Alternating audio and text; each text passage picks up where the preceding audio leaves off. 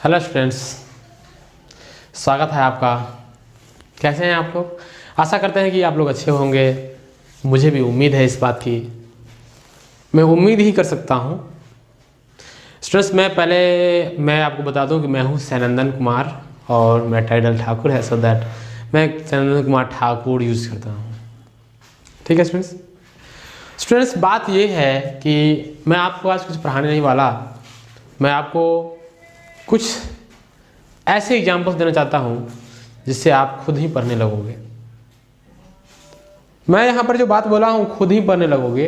इससे क्या होगा स्टूडेंट्स, आपको लगता होगा सर जी फेंक रहे हैं, लगता होगा ना कि सर फेंक रहे हैं। स्टूडेंट्स, ऐसी बात नहीं है।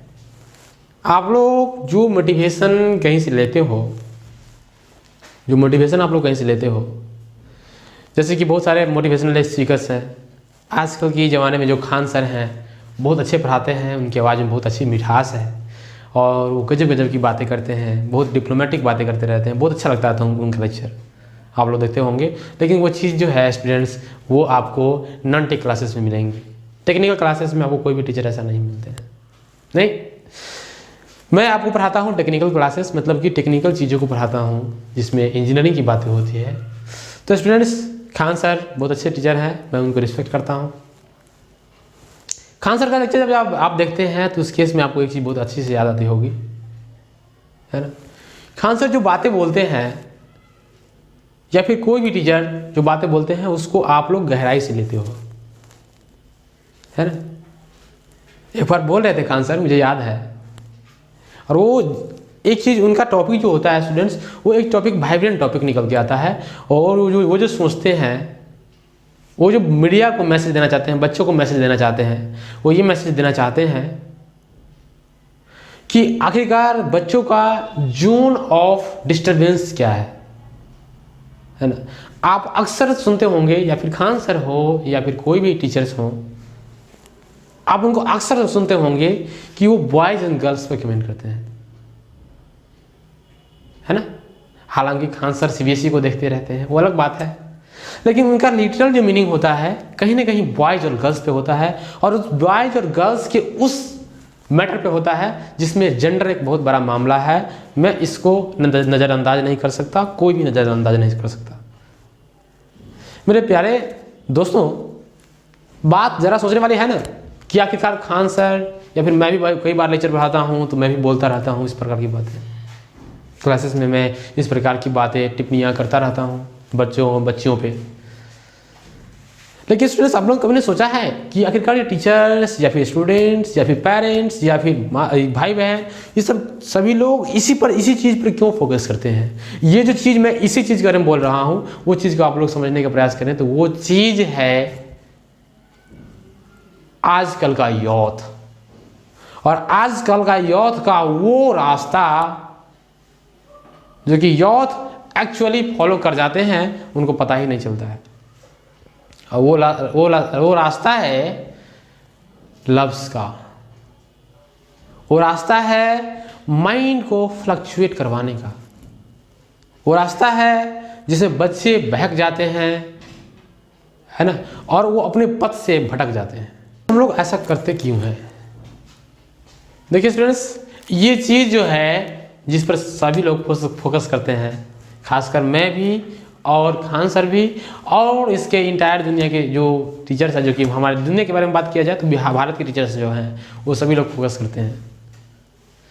इसलिए करते हैं क्योंकि ये ही एक टॉपिक बन के आया है हमारे यूथ को बिगड़ने का।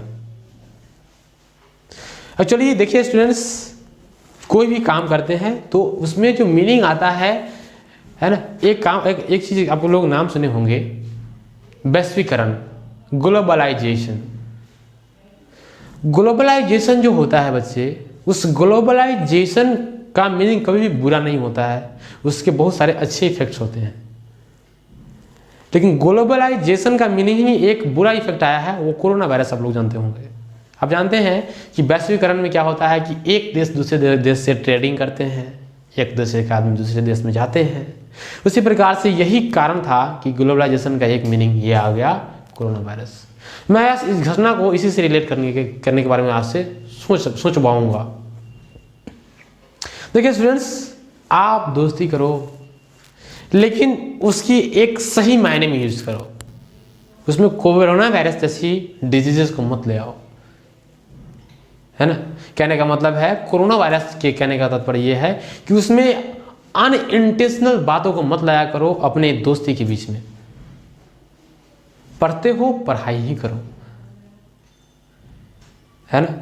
खासकर टेक्निकल जोन के वो बच्चे ज़्यादा परेशानी में पड़ जाते हैं, क्योंकि टेक्निकल जोन में आने के बाद बच्चों को मेहनत करना पड़ता है, और जिन बच्चों के साथ ट्रैक चेंजिंग हो जाता है उनको ज़्यादा परेशानी होता है इस चीज़ को डील करने में, है ना। और कहीं ना कहीं ज़्यादा इंजीनियर्स के बेरोजगार होने में ये जो टॉपिक है बच्चे, वो बहुत बड़ा मैटर लेके आता है ना। आप सुनते होंगे, आपके आसपास के चाचा चाची कहते होंगे, क्या इंजीनियरिंग कर रहा है, इंजीनियरिंग करेगा फिर बच्चे की तरह घूमेगा, इंजीनियरिंग करेगा ईंटा जोड़ेगा, होटल खोल देगा।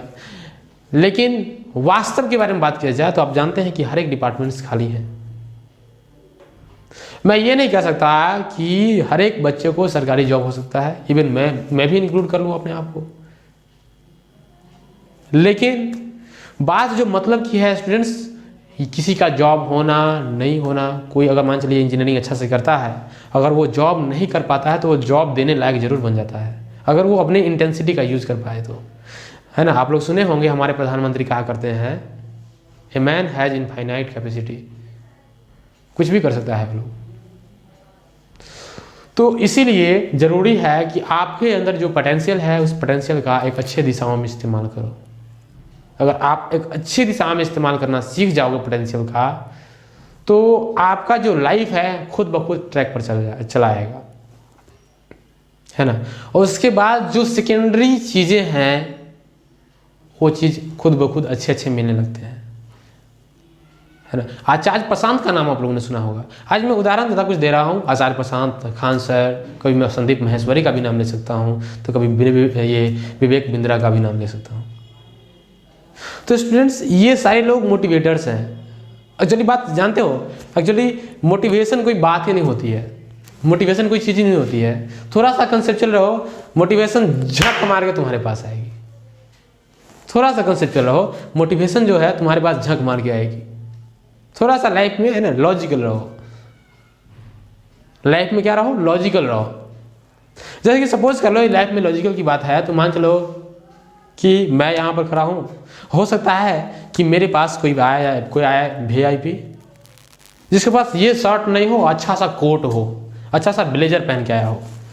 अगर मैं कंसेप्चुअल हूँ अपने माइंड से, तो मैं ये रीड कर सकता हूँ, मेरा माइंड ये रीड कर सकता है कि उस पर्सन के पास ब्लेजर है लेकिन मेरे पास नहीं।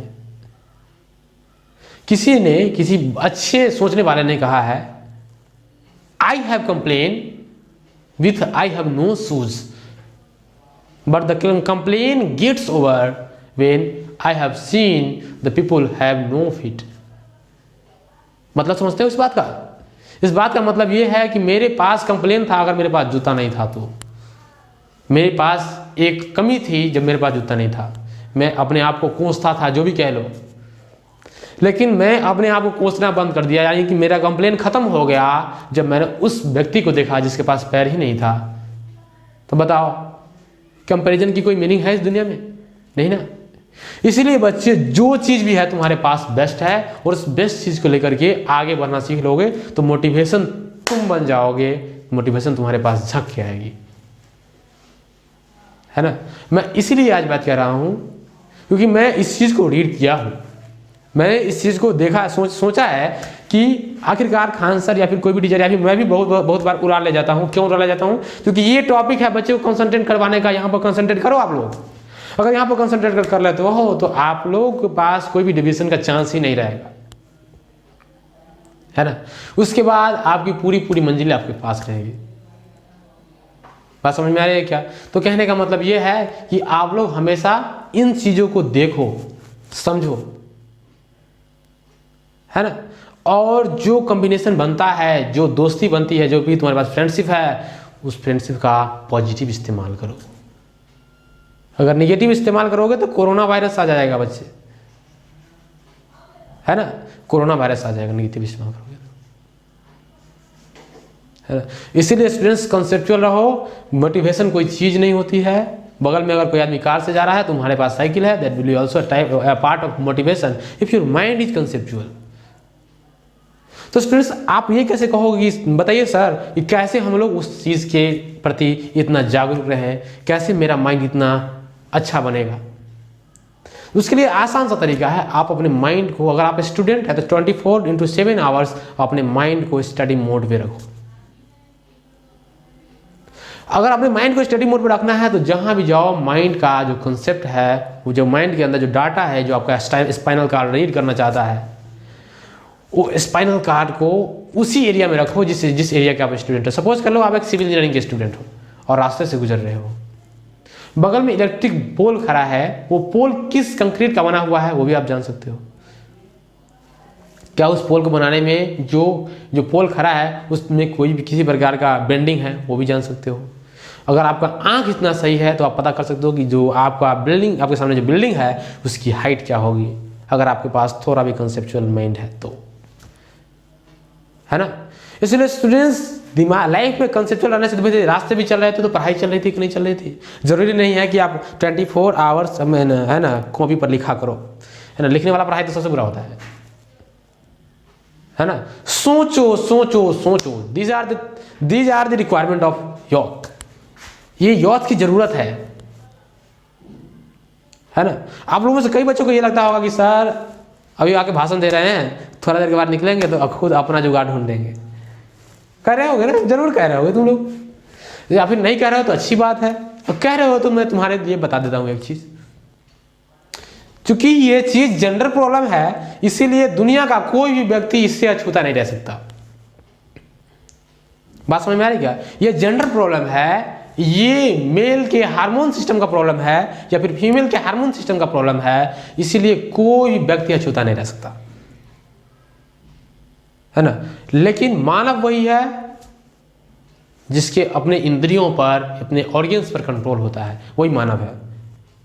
जिसके अपने इंद्रियों पर, अपने ऑर्गन्स पर कंट्रोल नहीं है, that can not be a human. वो ह्यूमन हो ही नहीं सकता। इसीलिए मानवता की परिभाषा अपने अंदर बनाए रखने के लिए रेशनैलिटी नाम की चीज को फॉलो करो। विवेक, रेशनैलिटी का मतलब होता है विवेक, है ना। रेशनैलिटी चीज को फॉलो करो, है ना। तो ये चीजें आपको अपने लाइफ में बहुत अच्छी काम करने के लिए प्रेरित करेंगी। मोटिवेशन मैं पहले नहीं कहा ना, मैं मोटिवेशन नहीं दे रहा, मैं इस पॉइंट, ये क्वेश्चन है ना, इस क्वेश्चन को राइज कर रहा हूं आप लोगों के पास। सोचो खान सर, मैं या फिर कोई भी टीचर क्यों लड़कियों और लड़कों पर हिट करता है? क्योंकि ये जानते हैं, ये लोग जानते हैं कि कहीं ना कहीं लड़के और लड़कियां ही आजकल, है ना, गड़बड़ कर रही हैं। और गड़बड़ी करने का क्या काम है? वैश्वीकरण में कोरोना वायरस का होना, कहने का मतलब वैश्वीकरण में उल्टी चीज़ों का होना, दोस्ती में दुश्मनी का, दोस्ती में किसी और चीज़ का घुस जाना। बात समझ में रहे? दोस्ती में किसी और, कोई और माइंड घुस जाता है। तो इसीलिए स्टूडेंट्स इफिशियंसी का इस्तेमाल करो और बुक पढ़ो। जरूरत नहीं है तुम हमारा लेक्चर देखो, बुक पढ़ोगे सारा कंसेप्ट क्लियर हो जाएगा। बुक में जो भी चीज़ें लिखी गई है दुनिया में आज तक, जो चीज़ सही है ना वही लिखी गई है। बुक पढ़ो। अगर उसमें दिक्कत होता है तो हम पढ़ाते हैं और टीचर्स पढ़ाते हैं, उनका चीज़ को सोचो। यूट्यूब देखते हो, कलम लो, राइट डाउन करो, चीज़ के पढ़े हुए चीज़ को लिखो, तब जाके समझ में आएगा, है ना। माइंड में है ना एक चीज़ भूलने की बीमारी होती है, ठीक है बच्चे। तो स्टूडेंट्स ये जो माइंड है आपका, उसमें भूलने की बीमारी होती है, इस बीमारी को दूर करो। सपोज करिए आपका जो माइंड है, वो माइंड क्यों ज़्यादा डाटा लेना चाहेगा? वो माइंड हमेशा चाहता है कि हम आराम से काम करें, आराम से, एकदम मस्ती वाली माइंड चाहिए। वो मस्ती वाली जो चीज़ होती है ना, माइंड का अपना प्रवृत्ति होता है, इसीलिए वो काम नहीं करना चाहता था, तुमको जबरदस्ती काम करवाना पड़ेगा, ठीक है। तो स्टूडेंट्स मैं इन सभी बातों को आपके पास राइज कर रहा हूँ, इन सभी बातों को आप लोग सोचो। मोटिवेशन कुछ नहीं है, और वैश्वीकरण में क्या लाओ? एक शुद्धता लाओ, है ना। You have requirement of purification in the globalisation, ठीक है बच्चे। तो मैं आशा करता हूँ कि आपको ये बातें समझ में आई होंगी। फिर इसी ऐसे ही किसी विशेष ज्वलंत मुद्दा के साथ हम मिलेंगे। धन्यवाद।